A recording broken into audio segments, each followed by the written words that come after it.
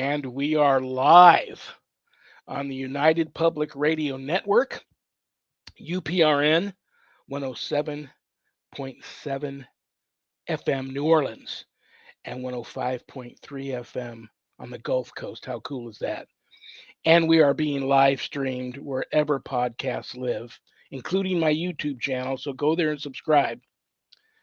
To all those above me that watch over me, to all of you, my fave parapeeps, fellow experiencers, and brothers and sisters in Christ, welcome. This is Father Shawn's Paranormal Ministry. I'm your host, Father Shawn Whittington. I'm an ordained Catholic priest with the United States Old Catholic Church. I am a fully professed brother and abbot for the Old Catholic Benedictines of Immaculate Mary, team member with Society of St. Benedict, and co-founder GhostBegone.biz. And yes, I'm that guy on Eli Roth Presents The Legion of Exorcists, which premiered on Travel Channel but is still currently streaming and doing quite well on HBO Max. So check it out if you get a chance. If there's anything you want to know about my wife and I and our ministry work, go to our website, www.ghost-b-gone.biz. If you go there to visit, there's a lot of cool things to see. Both my books are there. You can get them a little less expensive on Amazon, and they also come in an audio version.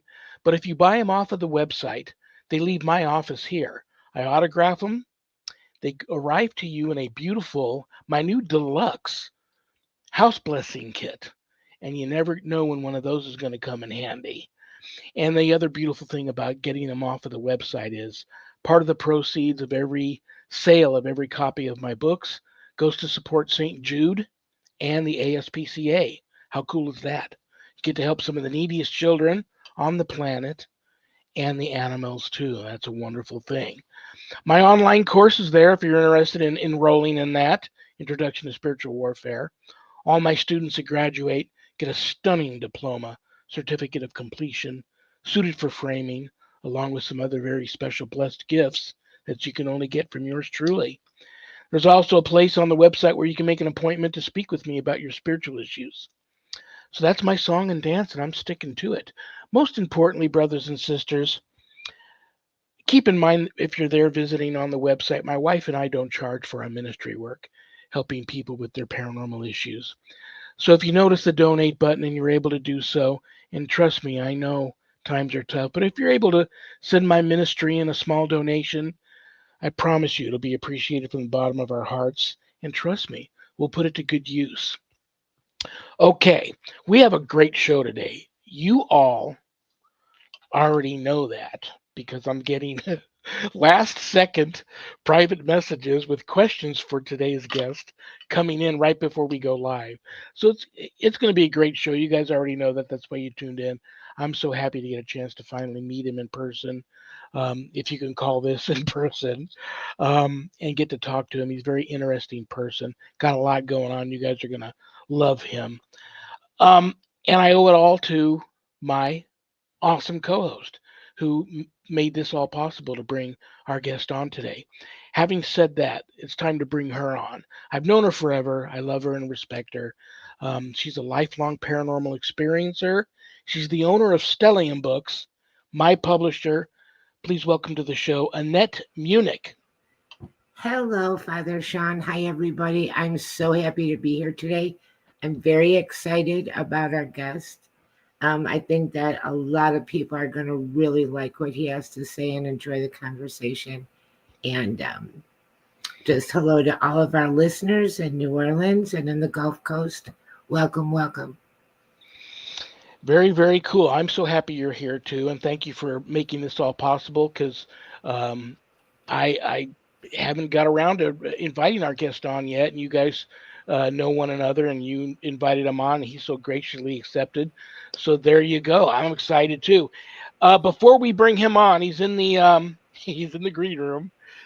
Before we bring him on, is there any announcements you'd like to make to the masses? Are you and I still on somewhat Yeah. of good progress on maybe being able to Yes. make a big announcement on. I'm going to send you 2 more emails about it this weekend. Okay, very, very cool. So We're moving. We're chugging along.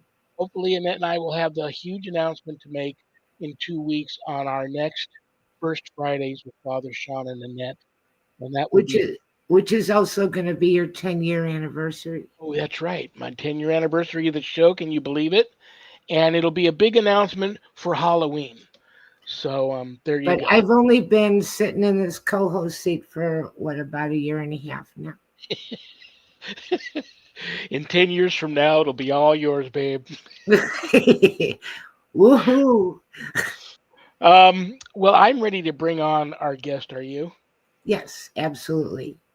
Okay, guys, all I can tell you about this guy is he's just, I don't know him that well, but he seems to be really, really cool. His story is fascinating. And soon the whole world, not only do many of us in the paranormal community know his story, but the whole world is going to know a lot more about this story and him, and some other announcements that are going to come out that we will talk about during this show. So he's an author.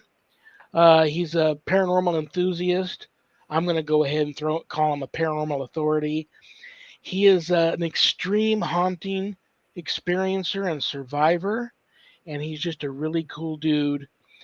Everybody, please give a big, warm paranormal ministry family welcome to Chris DiCesare. Hello, hello. Hi, Chris. Thank you so much for coming. You're welcome. I hope I am cool and fascinating tonight. Pressure's on. Brother, You're cool and fascinating. That's what you are. We've brother, decided. this is how we roll. I come from my office at home. Annette comes from her office at home. You're in your office at home. I only have one rule. Every show, I just want my guests to have fun, so you'll want to come back because I know I'm going to want you to come back. There's no way you and I are going to be able to cover everything that I want to talk to you about in an hour, and I'm wasting time. So let's get to it. And then if you have something you'd like to ask him, And please do, because if not, I've got a list here from friends and followers of Chris that have sent in to me.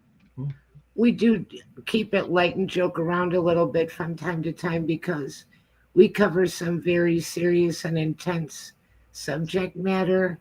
And so if it seems like we're a little bit, should I say the word goofy? But, just to kind of, it does get very intense, the stuff that we talk about. So, if we seem a little joking around, it isn't because we don't take it seriously. It's because we're fully aware of how serious it is. And we don't want to be, so intense that people want to walk off um, And not come back. and never come back. Yeah. Um, but with you, I guess the best place to start, and I don't know if you had paranormal experiences before C2D1, but did you? You did. That's a good question, right? Because people say it could be genetic. You're born with something in your genes that predispose you. People say it could be the area in which you're in exposes you to what's in that place. It could be you pick something up. There are different explanations how these things can occur, these extreme Right, hauntings. And right, I think sometimes when you don't know what's happening, you don't look for signs of it happening. So for right, example, once I began to hear and see this thing in the room, I began to look for signs of those things happening. They could have happened before that. I just wasn't looking for those signs, if that makes any sense. right. So I can tell you that there was one incident I had. I talk about that in the book. I haven't shared that probably ever. When I was a young boy, I was a young kid, and my great grandfather, born in 1897, he was passing away in the hospital. He was, 80 something years old, and I wanted to say goodbye and tell him I loved him. And there was the whole ward of the hospital had this very pungent, bad smell, the whole floor. And he looked over at me and I said, "Oh, what's that smell?" And I felt bad because I thought maybe he's thinking about me. And I got standing in the hallway and I never said goodbye to him. And that made me sad that I didn't say goodbye. And I remember standing out in the hallway by the fire extinguisher thinking, I messed it up and I can't fix it. I remember on the way home in the car crying. About 6 months later, I was hitting a wiffle ball in the backyard, and went around the house, the ball, and I went to get it, and there I saw my great grandfather, and he went like that. So I never told anybody. But Oh, that's the person I wanted to say goodbye to, and then he came to say goodbye to me. But he said this: "Don't say anything, shh, quiet." So I didn't tell anybody. And so when I was writing the book and sharing my experience, I said, you know what? Let me just be fully candid here. Let people know there was a time before that. I just didn't want to think about it or talk about it because I was told by the person not to. And that was my yeah, great grandpa. I trusted him, and so that's the experience. But and I also that also kind of predisposed me. If someone you love says, don't go over there, that's dangerous, or be careful crossing the street, as a child, you take them very seriously. right, So that kind of pushed me away from my friends wanting to use Ouija boards, or things like that. I never did any of that because of subconsciously that one encounter. So I didn't have any real interest in those things until Geneseo happened. Then things kind of pushed it on me. right. That's interesting because my first paranormal experience was seeing my grandfather. Same It's thing. comforting, right? It's comforting in a way because you're seeing someone that you know. And I liked it to some degree, even though he told me to be quiet about it, because it suggested to me, in my own personal lens, that there is life after death, that Right, the spirit does live beyond the body. And I thought that's actually pretty cool. I didn't know right, what that meant. I didn't know how you apply that, but it's nice to know that he was still there. right, Kind of a cool thing to have in the back of your head as you go through life. right. Yes, very comforting that death isn't the end of everything and that, you know, he's still around. Yeah. I thoroughly plan to have this show in heaven, so we'll be doing this. The three of us will be doing this again one day, and laughing about all the things that we know then that we don't know now. Um, and that's what I think is so fascinating about um, the three of us live three very different existences, if that's the right word, in this thing we call the field of paranormal experiencing and research and ghost busting and all that sort of stuff. I'm going to give you like a 3 or 4 part question all at once, Chris, and you just All right. take your time dealing with it, and then we'll get into we'll peel the layers away and get more into the haunting that soon the whole world is going to Can I call a experience. friend or 50-50 this? Yeah. When I've been seeing spirits since I was very young. I live in a haunted house. I was just talking to a good friend of mine the other day who's known me all my life, and he says, you know, you were always a good person, but never, there was a time where when we were young, I had a paranormal experience, told you about it. You've had many, told me about them, but they used to thoroughly freak you out when you were a young kid. Now, fast forward 60 some odd years later, he says, look at you now. You are an ordained Catholic priest exorcist, and you're not the person you were when you were a young man. Um, so this happened to you a long time ago when you were very young, and now look at you now. I think we all, and Annette too, we look at all those things we experienced. Not only did they shape us and change our lives, but we became the persons we are now because of this. And maybe we did, or maybe we didn't conquer um, whatever happened to us emotionally and psychologically. But my mother told me spirits are just people that don't have a body any longer, and they're not to be afraid of. But if you see one, it's because they have a message for you or they need some help. If you're able to ask them what it is, the messages they want to give to you, ask it.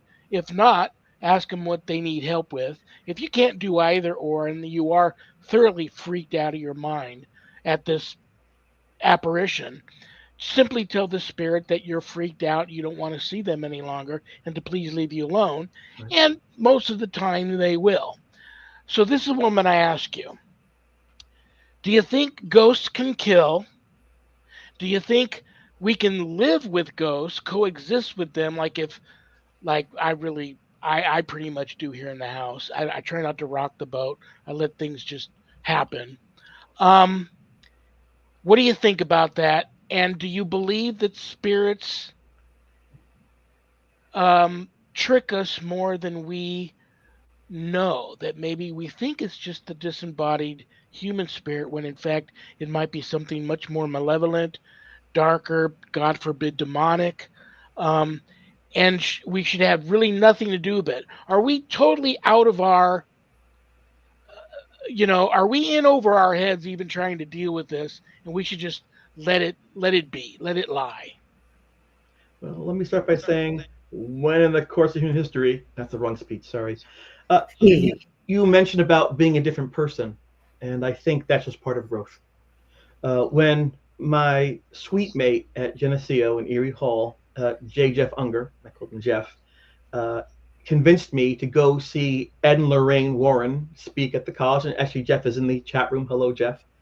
Um, I remember saying to him, I could never do that. I could never get on a stage in front of all these people and talk about ghosts, things that really can't prove existed. You really can't see them, feel them, hear them, touch them, measure them. It's too big of a risk for your career, for reputation. And then here I am doing just exactly that. So I think your friend was insightful to say that you've changed, but I think that's just part of the human growth experience. And sometimes the fears we have are our consciousness telling us, watch out for this, because it might actually happen to you. Be ready. I think you're predisposed to those fears and notions. In terms of ghost killing, unfortunately, I have witnessed, experienced people die because of ghost activity. People taking their lives because of ghosts in their presence or their perceived ghosts. So, do ghosts kill directly? I have no evidence of that, but I can see, and I have witnessed, actually experienced people killing or killing themselves because of the belief that ghosts exist. We had a situation in college. I don't write about these things or show them on television shows because the family who lost a child has to suffer each time and relive the loss every time it comes up in a public setting. So out of respect to the family, I just don't do that.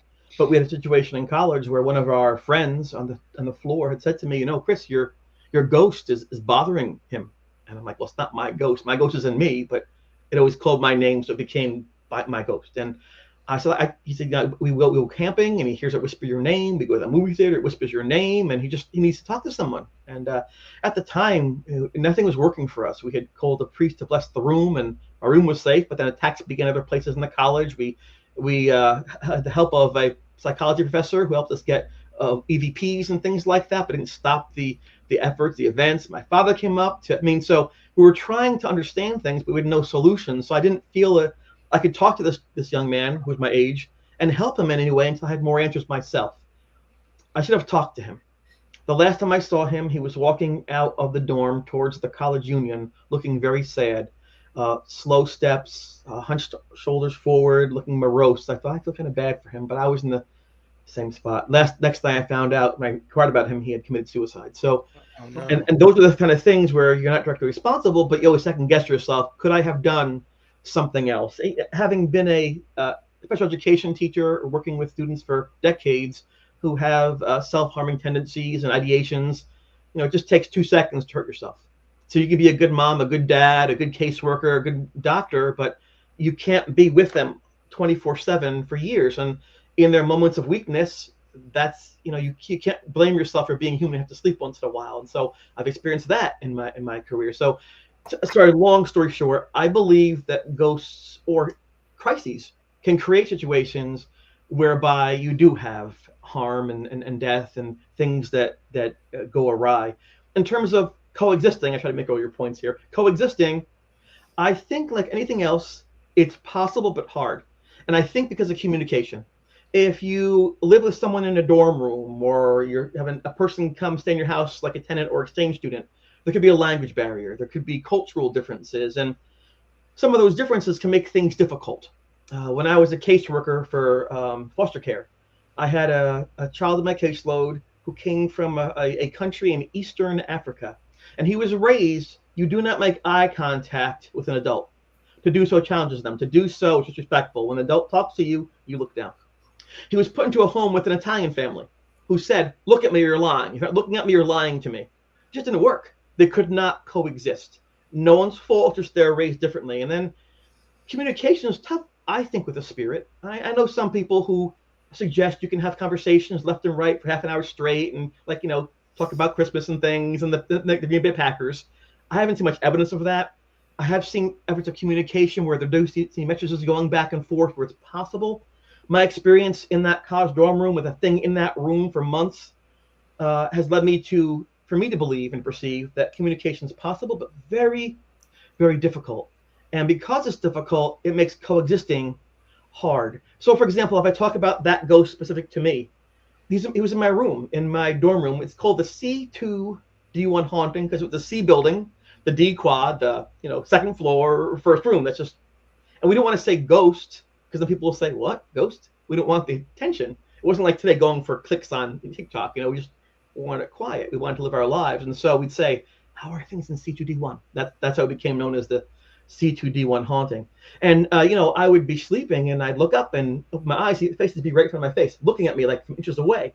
Well, I don't care who you are, whether it's somebody who's tangible or not tangible, that's going to scare you. If you, God forbid, wake up tonight and some stranger's in your house looking over you as you sleep, you will never forget that. If the Right. person flees, even if he's arrested or she's arrested, you're gonna lock your doors twice, lock your windows twice, because you can't risk that exposure that again. And so for me, it was very hard to coexist with this spirit, this ghost, because I didn't understand what it was trying to do. It was very touchy. It would always touch my feet when I'm sleeping, my legs. It would stare at me. I felt like I was, as Ed Warren would say, I was being oppressed by its presence. And at the time of the haunting, I think most of us felt it was evil, that it was had malintentions, and certainly the Linda being held down in her bed and Beth being knocked unconscious, me being cut across my back and being found on the bathroom floor bloody. All those things didn't help, obviously, that discussion. Looking back these decades, I realized that even good people make mistakes. Your cat or dog, a member of your family, they can still scratch at you or step at you if they're hurt or injured or scared. That can still happen. And I think looking back, this spirit was scared, was desperate. And I think that in myself and my friends, it found somebody or some people to talk to communicate, to find help. And we pushed it away by calling the priest, bless the room, by pushing it out, by avoiding, by evading. I think it became even more desperate. So I think that's why the negative things, looking back, rationalizing, occurred. And then finally, you're talking about ghosts and their nature. I I don't I don't have a typical faith. I'm denied that. You see, of course, I understand this. I'm sure you do too. And that faith is seeing, believing without seeing. I don't have to see. I believe in my heart that it's true. I trust the Lord. I trust you. Falling in love is trust. Falling in love is faith. I hope you're faithful to me. That we'll love each other. That this lasts. Because if it doesn't last, you're really hurt badly, right? When the relationship goes sour. So I think that it involves a lens. So I would have told you years ago that ghost was evil.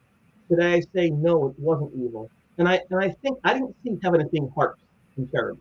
I didn't see that the Van Halen cover from 1984, David LaRoth. I didn't see a smoking angel with little wings, like in harps. That wasn't the heaven that I saw, if that's what I was seeing. Even though I saw what I assumed to be or figured to be life after death. It seemed almost like fear extended.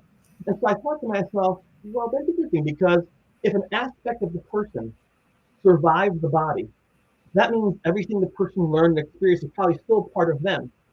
And I think that as human beings, we're probably flawed, right?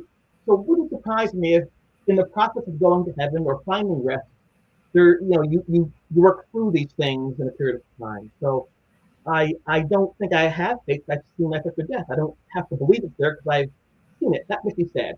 But I have faith in people and God. I have faith in hope and humanity. It's just oddly I don't have the standard faith people have because I don't really have to. And that's always bothered me. Sorry if that's too much. I just wanted to. No, no, that was wonderful. I was just Yeah, about to tell you your story is so amazing, and I wanted to ask you. You began to almost sound like you were in a tunnel, and I don't know yeah, if ghosts still follow you, and you tend to have. They do it here all the time. If you tend to have them mess with video or audio when you're trying to conduct interviews, but perhaps maybe or maybe you leaned a little bit too far back from the mic. I wasn't sure, but I started to get, and it might even be just me, yeah. but you almost started to sound like you were Tunneling. Am I the only one experiencing that? Note to self: special effect free of charge. um, what I will say is everybody. I don't judge anybody. I respect everybody's opinion and belief system and where their comfort level with this stuff. Two things were real big eye openers to me here in recent years, or even over many years. First off, for many years growing up in the teenage area, I never told anybody of my fascination of the paranormal and I saw spirits because I didn't want people thinking I was weirder than they already thought I was. And when you're young, you want friends, you want to Yeah. be popular. Um, but when my wife got cancer, and God bless, she's still here with us. Um, many people that we were very close with just pretty much disappeared. They were still there for us. I could reach out to any of them and ask for help or have a shoulder to cry on. But people stopped coming around, and I know they didn't love us any less. They were just sad and heartbroken and didn't want to see my wife go through what she was going through. I understand that now, and I don't hold any grudges against anybody for feeling that way. The same thing with a lot of people when I got into the clergy and became ordained and got on that path to becoming a priest and all that. Many people couldn't wrap their head around that. They stopped coming around and reaching out and contacting me. And I get it, you know. And the same thing with the spirits. A lot of people don't reach out to me that used to prior to me coming out, gangbusters of a ghost busting guy because that stuff freaks them out. Yes. So, how much of this do you experience in your life with friends, family, um, business associates, colleagues, other teachers, Yeah. people that you've come to know? And do many people reach out to you for help? Yeah, I think you hit upon, for me, what's called the quiet pain. You don't really talk about it because it's not really worth sharing, but there's a sense of loss. Back in the 80s when this haunting occurred, it was the occult. It was negative. You could be thrown out of your church. You could lose girlfriends or boyfriends. Your family could it was a tough thing. People would judge you harshly. Now with the advent of all the television shows, it's almost cool now to talk about these things. It was a very different environment. And I can recall, people ask me what was the most horrible moment of a haunting. Well, the most horrible moment was definitely the attack when I'm on the ground. But the saddest part was not that; it was losing my friends.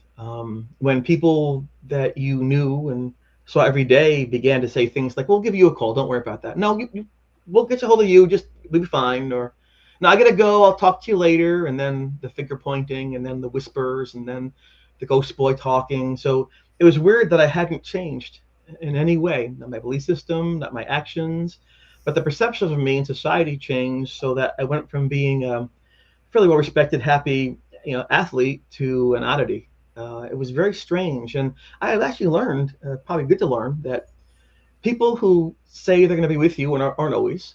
People think they're very strong, but actually not. They're posturing, and people who are very quiet, you think they can't handle it, have your back, and they actually show up and say, "I've got you here." You had mentioned before about being cool and popular in high school. Jocks, stoners, geeks, nerds, brains. We pick a label, dress that way, talk that way, and if you don't do the right thing, oh, you're out of the club. But that's just who we pretend to be. That's not who we are. But in these moments of crises, whether it's bankruptcy, whether it's divorce, losing a child, the ghost, the real you comes out, and you see yourself for being mostly good, maybe scared, maybe a little brave, maybe selfish. You begin to see yourself in a more clear light that you weren't forced to see yourself before, and you can see the good and bad in people, and you realize that people don't reveal themselves until they have to. It's just not comfortable to do so. And so that's why the friends I made back then are my friends today, 40 years later, Yeah. because we were just honest. We needed each other to get through these things. Almost like we talk about combat buddies in the war. My Right. grandpa told me, we all bleed red. We're all not foxhole. We're all trying to not get strafed by the Japanese planes. Doesn't matter if you're white, if you're black, it doesn't matter. We're all here trying to survive. And I think my friends and I, all of us, we have that sense of camaraderie that supersedes age and religion and location and demographics and culture. So there are good things that can come from that. I did not want to talk about this haunting. I wasn't investigating, I was surviving. I had nothing to do with it. In fact, when my first TV show came out in 2012, I was in a sports league, a couple of sports leagues, in a dartball league. I was in a baseball league for years. And all these friends, close friends who I met after college, love the paranormal. When they found out, wait, you're the ghost boy. You're the what? You know, I didn't want them to know. I didn't want to cross over. And with my children, that was a tough call to make. If I say nothing to them, there where I was, helpless, confused, flailing about. I didn't want that for them. If I tell them everything, I might predispose them to my belief systems and what I think, and that's not fair to them either. I don't want to make them have to go that route. So I chose to tell them, my son and daughter, nursery rhymes, fairy tales, dragons and knights and princesses and trade merchants. But all the stories were about my experience at college. So they could problem solve the moment safely without being beholden to me and my belief in my past. Nothing wrong, worse than being Willie Mays' son. Because if you're not what he is, oh, well, you're a shot of your father. I don't want my kids to have that, you know? And so, and then when the sci-fi show came out, my son's like, oh my God, Dad, that was. So I really tried to, and again, I think that's important. I as a father, as a grandpa, as a teacher, as a human being, it's so easy to put your own needs first and your own opinions first, and I guess that's important on occasion. But to be part of a family, part of a community, part of a social structure, I think is more important. And sometimes it has to be more than just what you want, just what you need. Sometimes it's what people around you need, and that's how you build friendships, right? And so it was a long walk for me. It was a long thing, and you know, I remember my son turned 16. That's when he knows everything, right? When you're 16, you know everything. And so I remember I came home and he had 3 girls in the room with him. 3 girls. I'm like, what? I mean, looking back, kudos for him, but like, this is not cool, right? And they're all hanging on him on that side. No. Okay, you got to go home. Got to go home. He was angry. I'm like, this is not cool. You know what I'm saying? So I need you to go home, do your homework and things like that. I said, do me a favor and please clean your room. I'm not going to clean my room. Please clean your room. I'm not going to do that. Why should I clean my room? Because, you know, the whole thing, right? Yeah. So it was a tense situation. I was older. I got pudgy and things. So, of course, you know, the kids think and that's natural. Then the sci-fi show came out. And I was pushing the shopping cart at ShopRite, you know, get some eggs and stuff, right, and things, and paper towels. And my son calls, oh, my God, Dad. I'm like, what? He goes, you're so cool. My friends are seeing you on SYFY. They think you're the coolest dad ever. I'm like, I've been telling you that 15 years. Of course I'm cool. So you look for moments where you can actually, hopefully, bring people to a place where you can reach your hand out. And one more quick thing, if you don't mind, about relationship to people. Once I did go public with these things, and I was encouraged to by other people. It was never me. People always said, we believe what happens is important, share it. And so I kind of went along, and I saw that they were probably right. I was walking through the Steamtown Mall in Pennsylvania by Scranton, and this one man comes up, a real big dude, huge, like a linebacker, and he says, oh my God, you're the ghost boy, right? I'm like, yeah. And he had a big hug. I'm like, uh-oh, call the police, you know, what's going on here, right? He goes, when I was a kid, I liked you, Luke Skywalker, and Spock. And I wrestled, I am the ghost boy. I read about you in the paper, about this thing in your room. Was it cool? And so I explained to him how uncool it was. But it dawned on me, here's a person I didn't know, who didn't know me, who lived hundreds of miles away. He was rooting for me and cheering for me and praying for me. And it said, you know what? You're never truly alone unless you choose to be. And so I learned that lesson as well. So I tell people, things are bad, taste your food. Put on a song, like when you're a teenager, and dance to the song to remember, to forget. Just dance wildly. You know, talk to a person you haven't talked to in a while. Say hello. Just move forward, and whatever your situation is, you're better served by it. So, and in the chat room, you see these people, right? You see Lourdes and Ron and Vince, and these are all great friends of mine who've been supportive of me, and I'm honored to have their friendship as well. So, thank you, people. I thank you. I love you guys. Yeah, it originally it takes a little getting used to, and people that I help, and it doesn't matter if it's just a ghost that they're experiencing or the demonic. When I'm done helping them and hopefully bring their situation to some happy closure and they move on from that, they don't want to hear from me again. They don't want to see me. They don't want to hear from me. They don't want nothing to do with me anymore because if it ain't I'm a broke, don't fix it. That's yeah, right. I'm a reminder of Yes. what they went through, and I'm Yeah. okay with that. I just try to make myself as accessible as possible, and if they ever need to reach out to me for anything, fine. But I totally get it. Yeah. You must. I'm jealous of one thing. You mentioned having seen Ed and Lorraine Warren in person Yes, that's give true. a speech. That must have been an awesome experience. It was cool. Can I share about that? Absolutely. I want to start by saying, and I always say this because I always think it's important to say something nice about everybody you talk about. It's important because people always have their critics. I can tell you that Lorraine Warren was elegant. She walked on that stage and she was glamorous. Her back was straight, her gown was on, her hair was up. She looked like a 1940s movie star. It was amazing. So she took herself seriously.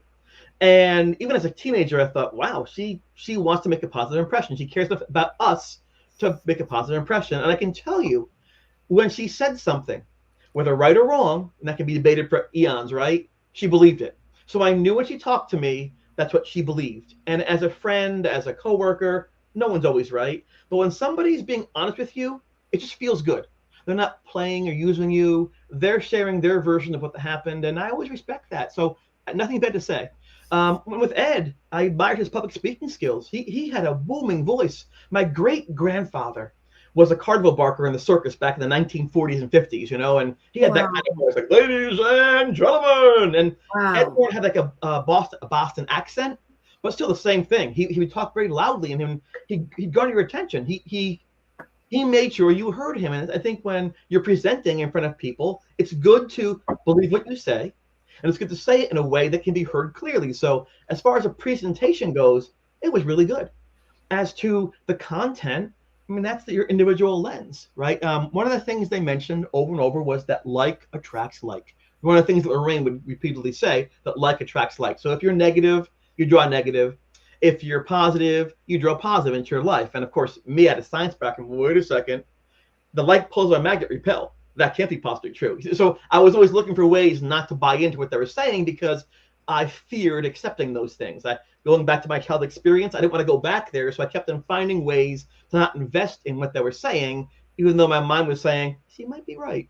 So it was a very interesting thing at the and I think that was the day before Lorraine turned 39, I think. So it's been a while. But after they were done speaking, my friend Jeff, who had taken me there, said we should go say hello to them. And Jeff wanted to ask them a question and things. So we walked up to the stage. And when I got there, Lorraine said, "I don't want to shake your hand. I don't know my future." And then Ed kind of pushed me off the stage. So that was kind of embarrassing. And so I was a little upset for a while. Then years later, I met Judy Spear, their daughter, at one of the places I was talking at. And she said to me, "Oh my gosh, you're the ghost boy. My mom loved you." I'm like, "No, that was somebody else. Let me tell you what happened with your mom and dad." Then she explained to me because she didn't want to go to the event. They scared her. As a young girl, she didn't want to hear about ghosts. She would stay in the car and do word searches and things like that. And she said, "No, my mom came back and this young kid, he had this huge aura, and he could like block me. He was like reading my aura. He was reading me. I couldn't have that happen because they were paying us to do these things. So Ed had to remove me so she could do what she's paid to do, is read and to glean things. So it wasn't at all personal. But as a teenager, like, oh, I got touched on the stage by the famous people in front of all my friends. That is not cool. So years and years later, things resolve themselves, and so that's kind of interesting, right? That's And cool. I know that some of the books they wrote people question the accuracy of those books or the movies and things like that, and I can share my own experience that sometimes producers and directors take the wrong way. They want to have an interesting experience, and there's sometimes, what's that called, creative liberty, that can Correct. happen. But what I can tell you is I don't think anyone's perfect, but I really do believe that Lorraine meant what she said, and I think that Ed supported her, and I feel very honored to have been part of that history, to look back and say that's pretty cool, and have benefited from it. Well, before I have you break the big news to everybody, you got two big news events to break. I'm going to go ahead and just throw this out there, and I'm going to include you both in on this. Anybody out there uh, listening or watching the show that is experiencing anything of a paranormal nature, regardless of what it may be, don't act like an ostrich and stick your head in the sand and think if you just ignore it, it's going to go away, because it won't. And if you need help, you could reach out to any of us. You could reach out to Chris, Annette, or myself and ask for help, or anybody in your area that you trust that does what we do and ask for help. That's what we're all here for. It just happens to me, I don't know one person in this field. Me personally, there probably are, but I personally don't know one person in this field that isn't ready to help somebody if somebody is being terrorized by something that they just don't can't wrap their head around of a paranormal nature that would just shut the door on them and say no, that's not my thing. They at the very least will try and find somebody that can help them. So don't ignore it, reach out, and I think I speak for the two of you that you guys wouldn't turn your back on somebody if they reached out to you for help. Having said that, we've got two big announcements in the under 10 minutes I have left of you, Chris. Whichever one you want to make the announcement for Sure. first, you've got the floor. Okay. Well, first of all, the rash is almost gone. There is just okay, just kidding. I'm very. I found myself in a good spot. I was diagnosed with cancer in June, and went through the radiation treatment in Sloan Kettering. I was declared cancer free in July, so I'm very happy to be here and to be able to celebrate and share with everyone out Thank there. you, Jesus, for that. Yes, absolutely, Yes. absolutely. Absolutely. Yeah, that was just interesting, scary moment. But I firmly believe that all the love that was shown toward me, and how people were so kind to me and what they did, I thought I would make it through just because of that alone. And I think that prayer does make a difference, and that energy can be positive. And I think it's beautiful. People love me enough for whatever reason to help me. So thank you to everyone out there who gave a thought my way, even though I probably didn't deserve it. There are people more deserving, but I accept and thank you for your grace. The first big announcement I will share with you is that, well, on October 7th, uh, there's going to be a new show on Netflix. It's James Wan is the director who did The Conjuring and Saw and Insidious and Aquaman, and he's the executive director of my show. It's called Real Haunting, Erie Hall, and it's a documentary miniseries. It's 3 episodes. It took 4.5 years to create, and you're going to see me in there. You're going to see my friend Jeff Unger is going to be in there. He was the person who wrote the notes, took some of the photographs. Craig Norris is there, the one who asked me to help his friend. Linda Fox is there. She was held down into her bed, and we had to help her with that. The priest who blessed the room, Father Charles Manning, will be appearing on that show. My father, who made the 5-hour trip in 4 hours to see if I was okay, he'll be there. And then many of the people who, one of the actors, upcoming actors, played us in the flashback scenes. It's been a labor of love. It's been very intense, and I'm very proud to be able to take not the suffering, but lessons learned from those days and share that with a global audience. 39 languages. There's supposed to be a top 10 production we shall see, but I'm very honored.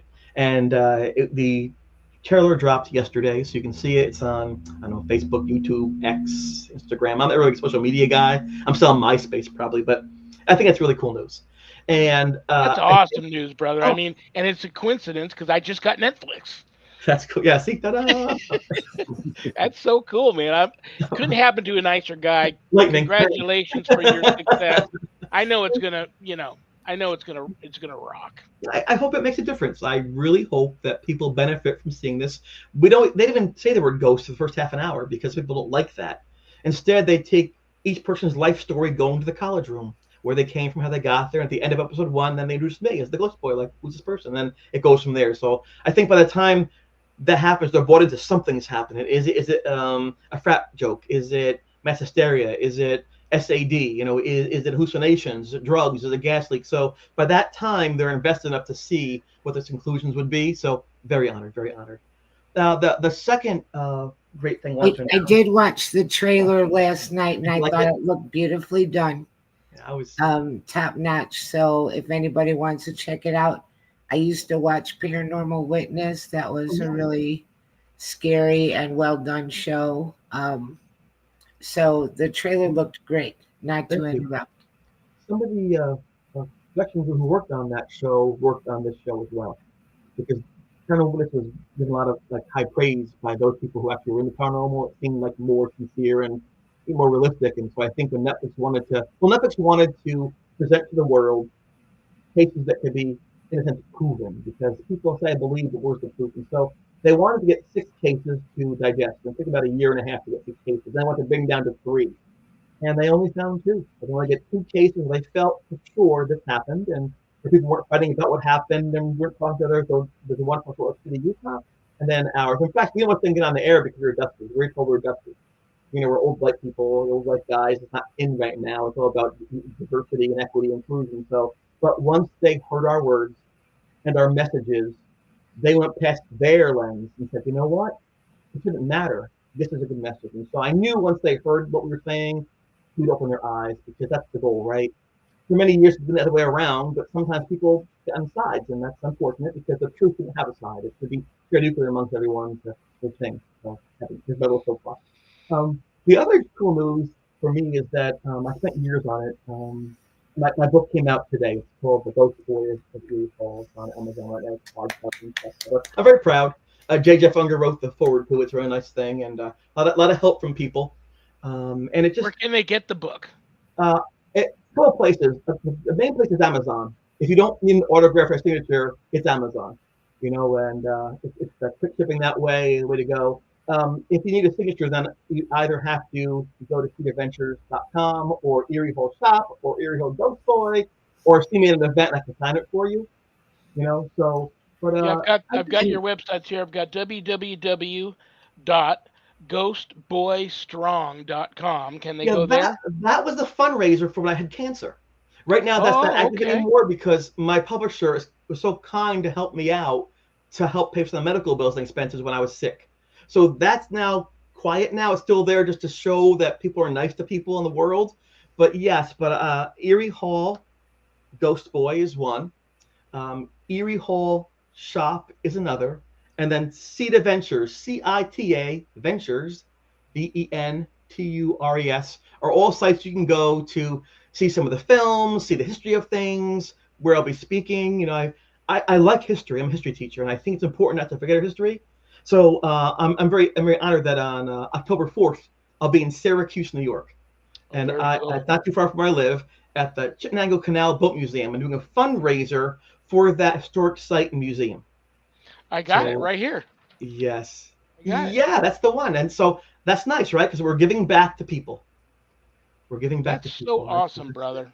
Thank you. And I also noticed that you have, I see Syracuse Paranormal here. Give them a shout out. Yes.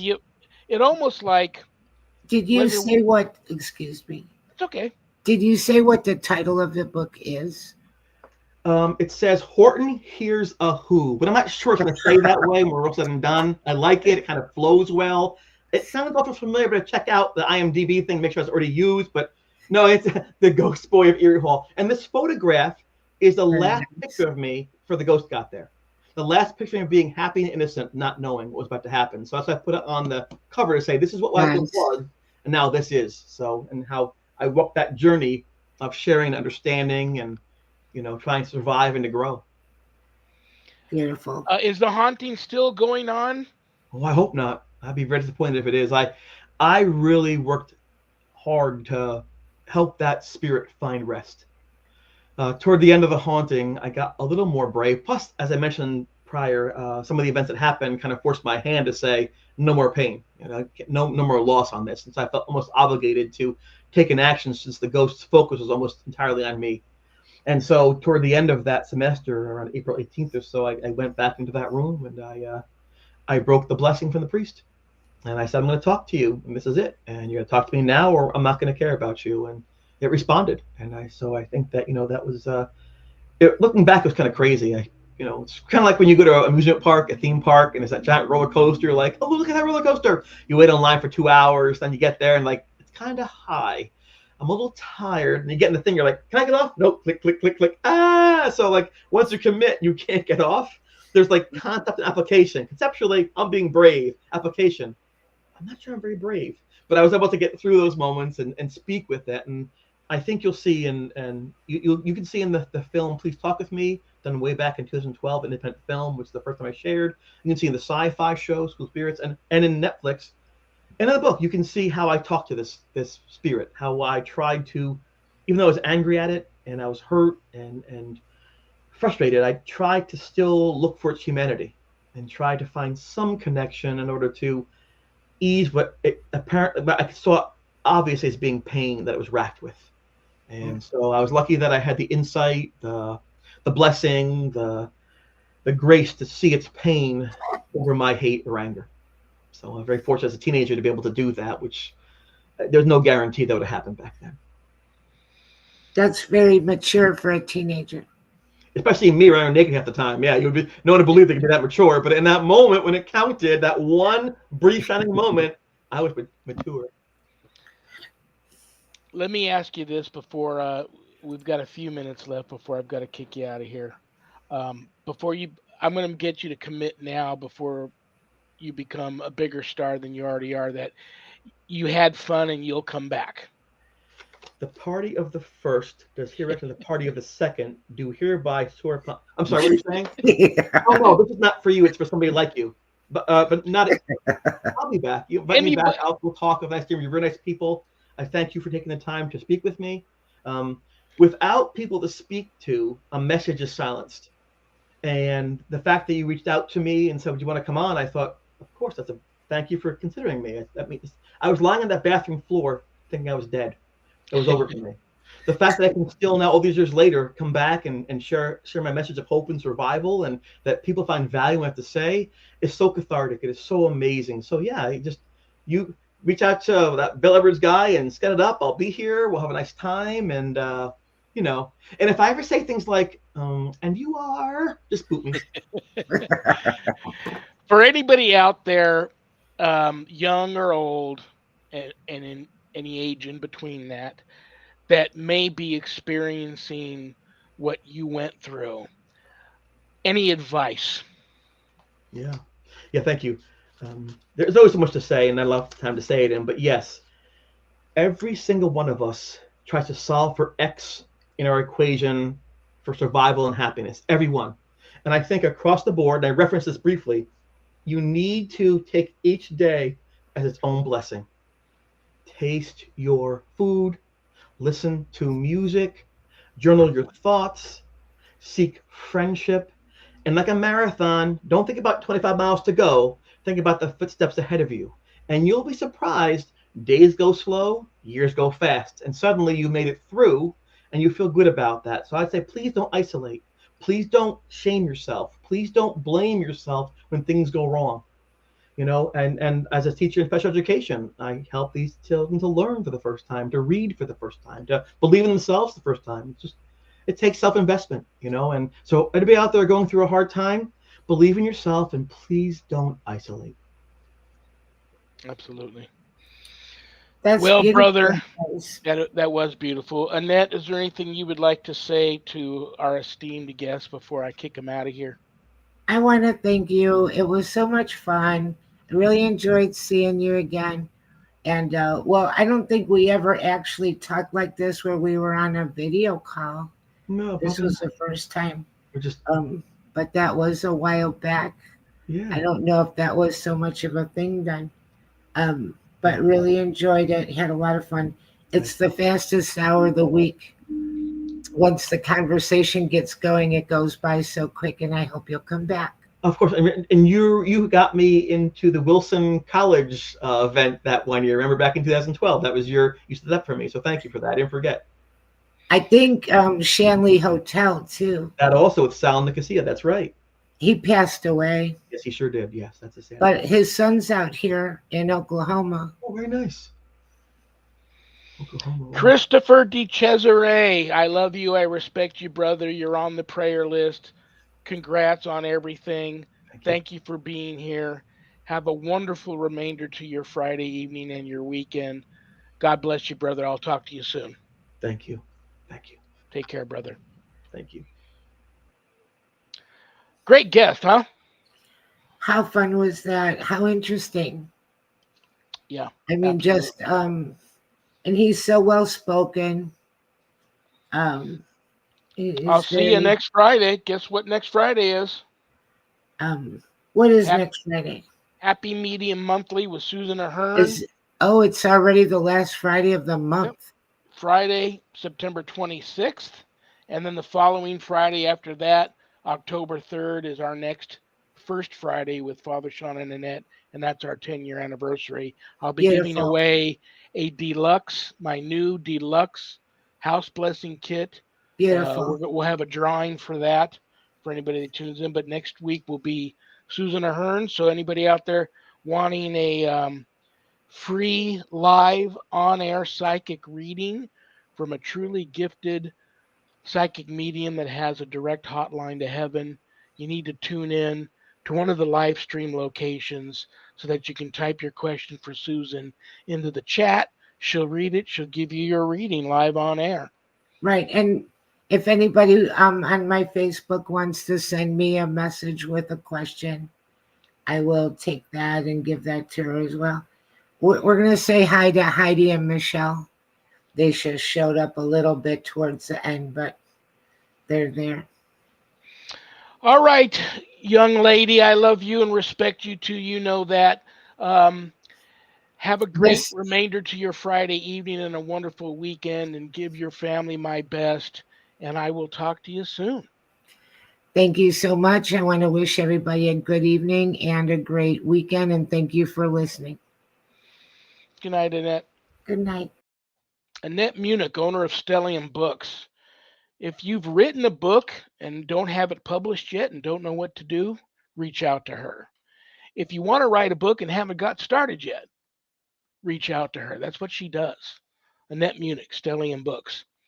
Um, God bless everyone for tuning in. I mean this. I don't have a show without each and every one of you that tune in.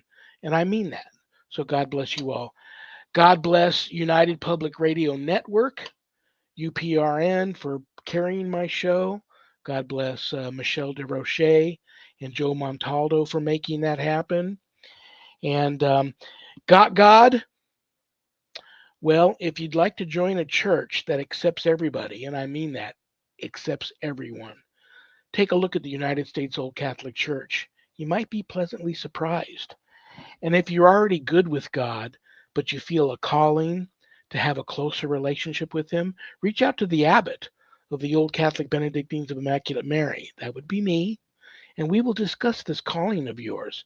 Perhaps the Benedictines are in your future. Um, Remember, brothers and sisters, we may have done what the devil said we did, but we are not who the devil says we are. Stay tuned for Spirit Switchboard with Carrie Lynn Shellhorn. That's a great show. And we're just getting started here on High Strangeness Friday on United Public Radio Network. And if you're a sponsor, want to be a sponsor of the show, reach out. Talk to me about it. We will give you and your brand a shout out live on air while we are live. So I'm looking for sponsors. On that note, you guys, heartfelt thank you again to each and every one of you for tuning in. Good night, Danny. Good night, Jack. Good night, Dog. Good night, Harold. Rest in peace. Good night, Ernie. Good night, Bill. Good night, Dan. Good night, Ghost Boy.